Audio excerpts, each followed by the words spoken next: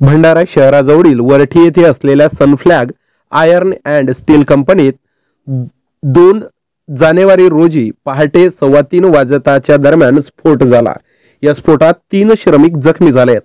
जखमी श्रमिकांना उपचारासाठी नागपूर येथील खासगी रुग्णालयात तात्काळ हलविण्यात आले। घटनेच्या वेळी कंपनीत काम करणाऱ्या आणखी 8 श्रमिकांनाही दुखापत झाली आहे।